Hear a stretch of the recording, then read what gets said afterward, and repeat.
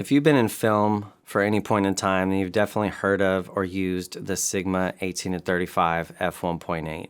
This lens has been used by cinematographers and videographers for years and years and years.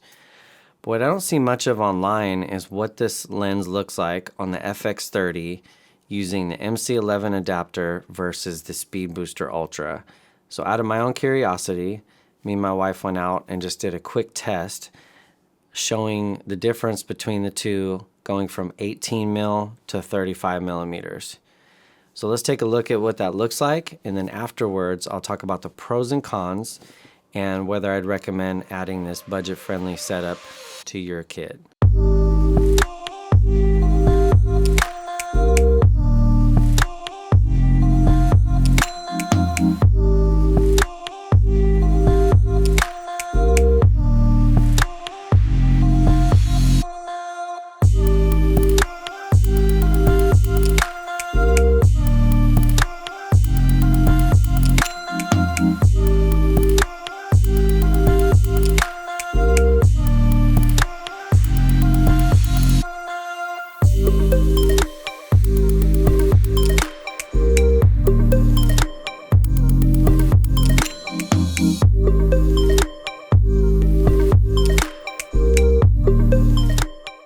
Now that we've seen the side-by-side, let's talk about the pros and cons of each one of these. I'll start with the MC-11 adapter.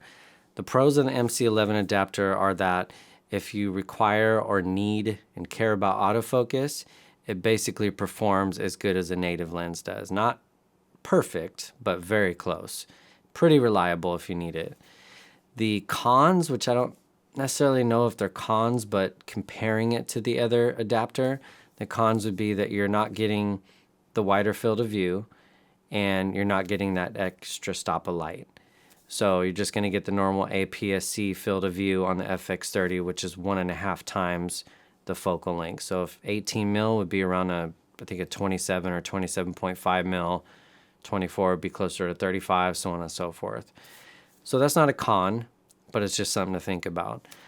Now, the Metabones Speed Booster Ultra, the pros of that are you gain an extra stop of light on the FX30. So it drops down from an f1.8 to a 1.3, which is nice.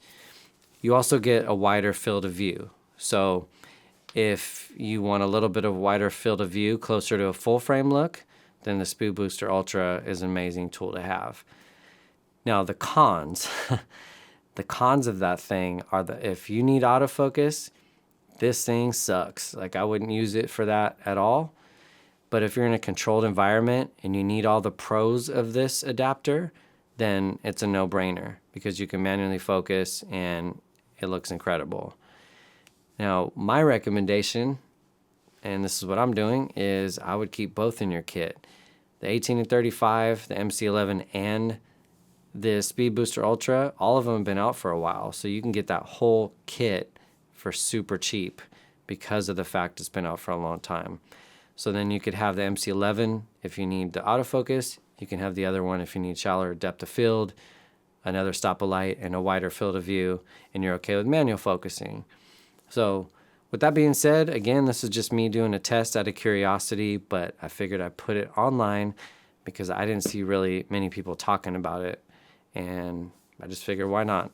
So if you got any value out of this, great. I appreciate you watching, and subscribe if you'd like.